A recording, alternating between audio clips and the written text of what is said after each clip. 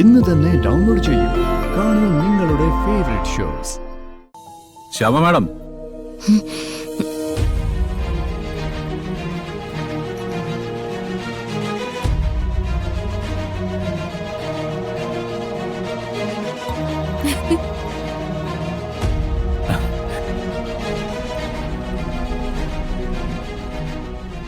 അല്ല ശ്യാമ മാഡം സ്ഥിരമായിട്ട് കച്ചേരിക്കൊക്കെ പോകുമ്പോൾ ധരിക്കുന്ന ഒരു പാറ്റേൺ അല്ലേ ഇത്?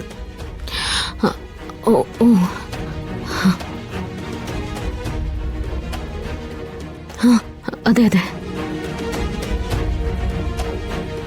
ശ്യാമ മാഡമായിട്ട് ഇത്ര അടുപ്പുള്ള ഒരാൾക്ക് സ്വാഭാവികമായിട്ടും അത് ഇഷ്ടമായിരിക്കുമല്ലോ എന്ന് കരുതി. വരണ്ട സെലക്ഷൻ എന്തായാലും മോശമായില്ല. അല്ല, നിങ്ങൾ എന്തെങ്കിലും കഴിച്ചായിരുന്നോ? എവിടുന്ന് ഇങ്ങോട്ടാ പോരുന്നെന്ന് പറഞ്ഞാ പിന്നെ മോൾക്ക് ഭക്ഷണം ഇറങ്ങില്ലല്ലോ. അമ്മയുടെ അടുത്തിരുന്ന് കഴിച്ചാലേ സമാധാനം കിട്ടൂ.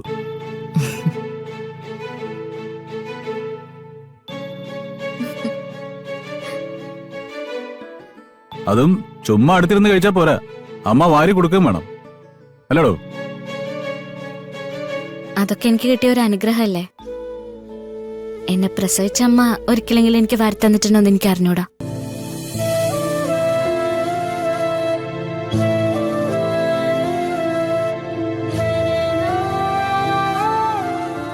അങ്ങനെ എത്രയോ കാര്യങ്ങള് നമുക്കറിയാത്തതുണ്ട്.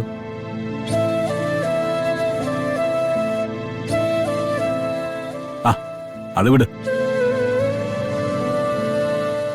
എന്നാ ഞാൻ ഇവർക്ക് ഭക്ഷണം എടുക്കട്ടെ.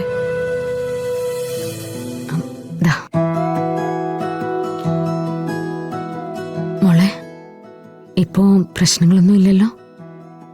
ആരുടെയും ഭാഗത്തുനിന്ന് ഉപദ്രവങ്ങളൊന്നും ഇല്ലല്ലോ? അല്ല, അങ്ങനെ പറയാൻ പറ്റില്ല. ഇപ്പോഴേ ഞങ്ങൾ വരുന്ന വഴിക്ക് ഒരു സംഭവം ഉണ്ടായി. നമ്മുടെ ആ CI ഉണ്ടല്ലോ, പ്രിയങ്കയുടെ കൊലക്കേസ് അന്വേഷിച്ച CI, ഇപ്പോ സസ്പെൻഷനിലുള്ള ആള്. പുള്ളിക്കാരന് പെട്ടെന്നൊരാഗ്രഹം പ്രതികാരം ചെയ്യണമെന്ന്.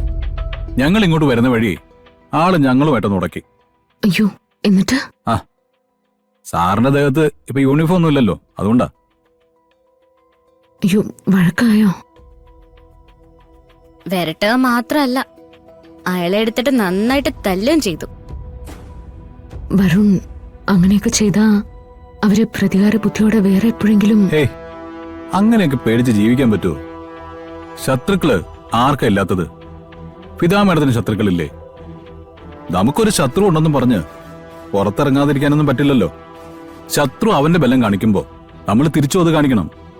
അതാണ് ഞാൻ പഠിച്ചിട്ടുള്ളത്. ഞാൻ ശ്രദ്ധിക്കാൻ വേണ്ടി പറഞ്ഞതേ ഉള്ളൂ. അതൊന്നും കുഴപ്പമില്ല മാഡം. ഒരു കാര്യം എനിക്ക് മനസ്സിലായിട്ടുണ്ട്. ഇയാൾക്ക് വേണ്ടി ഫൈറ്റ് ചെയ്യുമ്പോഴേ എനിക്കൊരു പ്രത്യേക എനർജിയാ.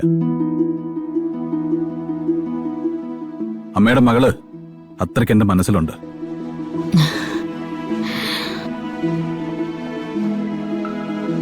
അതുകൊണ്ടാ